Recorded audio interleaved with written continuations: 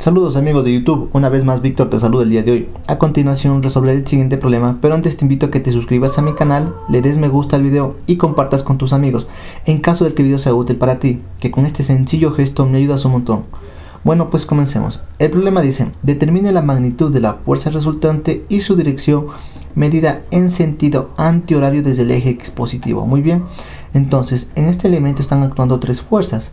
Para yo poder sumar tres fuerzas, yo debo calcular sus componentes en el eje X y en el eje Y, tanto para la fuerza 1, para la fuerza 2 y para la fuerza 3.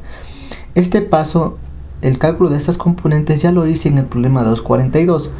Entonces simplemente esos datos que yo obtuve voy a pasarlos a este problema, porque yo debo encontrar ahora la magnitud de la fuerza resultante y la dirección del ángulo θ. Entonces como datos yo ya tengo las componentes que justamente están acá. Estas componentes nuevamente recalco, ya las calculé en el problema 242. Entonces ya tengo mi fuerza, aquí falta un dato más, aquí falta este. Fuerza 1 en el eje X y en el eje Y, fuerza 2 en el eje X y en el eje Y, y fuerza 3 en el eje X y en el eje Y.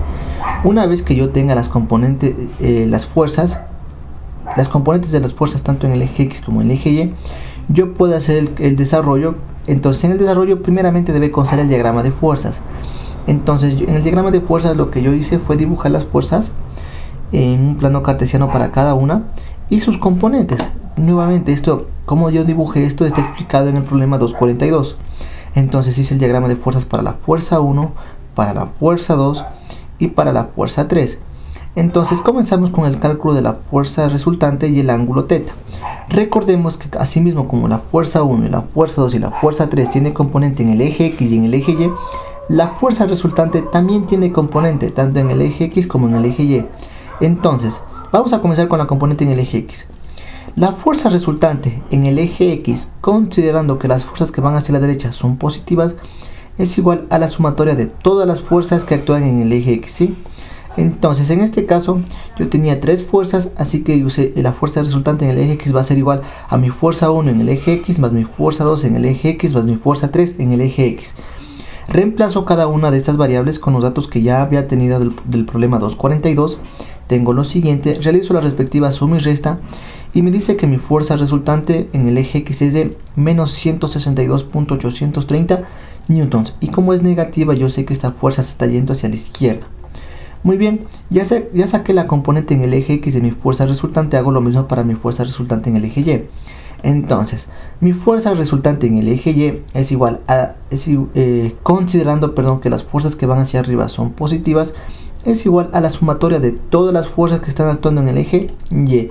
En este caso yo tengo tres fuerzas, así que la fuerza resultante en el eje Y va a ser igual a mi fuerza 1 en el eje Y, más mi fuerza 2 en el eje Y, más mi fuerza 3 en el eje Y. Aquí reemplazamos cada una de estas variables con su propio signo, con los datos que obtuvimos del problema 242. Hacemos la respectiva suma y resta y mi fuerza resultante en el eje Y es de menos 520.936 newtons. Y como es negativa, yo sé que esta fuerza está yendo hacia abajo, ¿sí? Entonces, yo sé que esa fuerza va hacia la izquierda y hacia abajo. Ahora, estas son las componentes, yo debo sacar la magnitud de la fuerza resultante. Sí, hay que ver muy bien, siempre hay que leer muy bien lo que me pide el problema. En este caso, la magnitud de toda fuerza va a ser igual a la raíz cuadrada de sus componentes, en este caso la componente en el eje X y en el eje Y, de la suma de sus componentes elevadas al cuadrado. Tal como pueden ver en la fórmula, fuerza resultante en el eje X al cuadrado más fuerza resultante en el eje Y al cuadrado.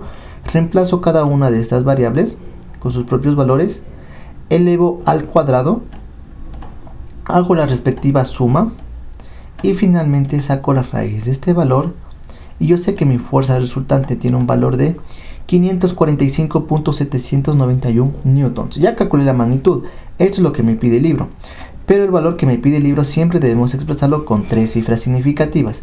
¿Qué quiere decir esto? Los tres primeros números y el resto borro. Antes de borrar me fijo en la primera cifra que voy a borrar. Si este número es menor a 5, no redondeo, pero si es mayor a 5, redondeo. En este caso, como 7 es mayor a 5, yo tengo que redondear. Es decir, después del 545, ¿qué número sigue? Sigue el 546. Entonces mi fuerza resultante es de 546 newtons, ¿sí? Finalmente, ahora voy a calcular el ángulo θ, ¿sí? Entonces, aplico esta fórmula Para primero calcular este ángulo llamado phi. Primero siempre voy a calcular este ángulo que lo voy a llamar phi en este caso.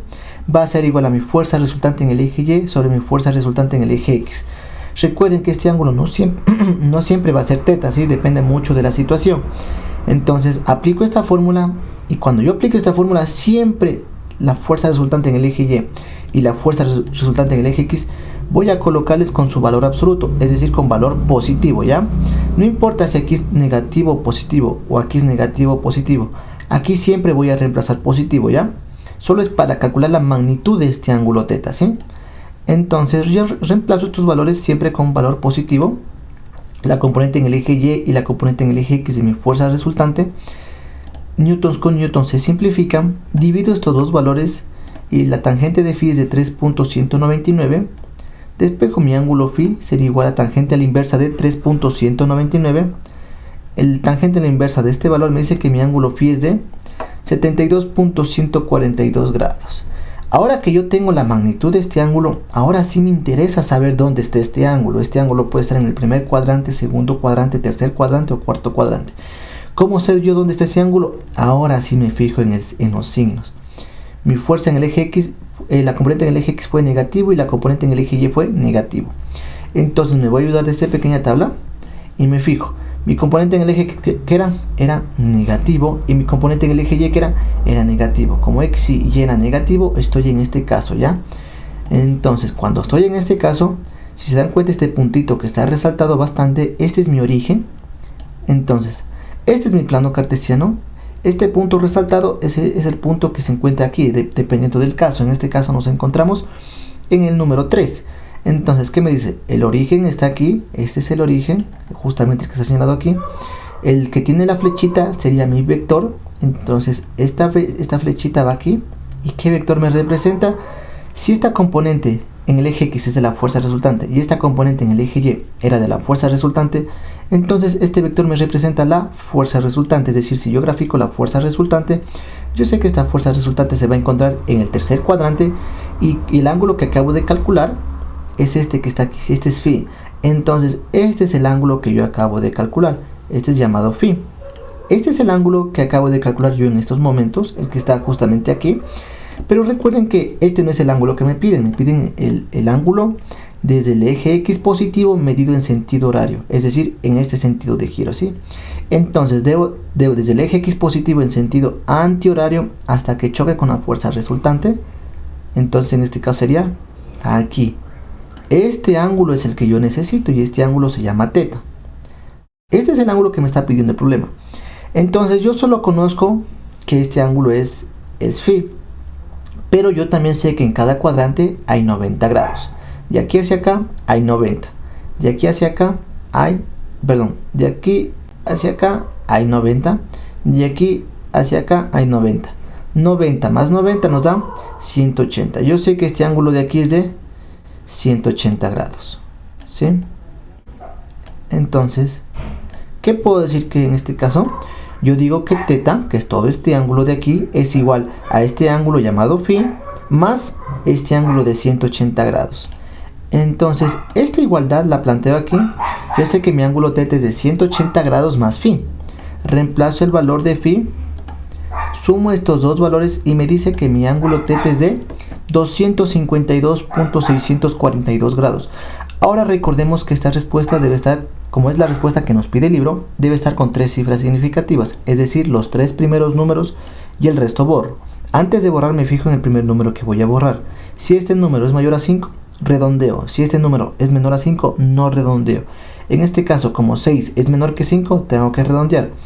Después del 252, ¿qué número sigue? Sigue el 253 grados. Y bueno amigos, con esto he acabado el video del día de hoy.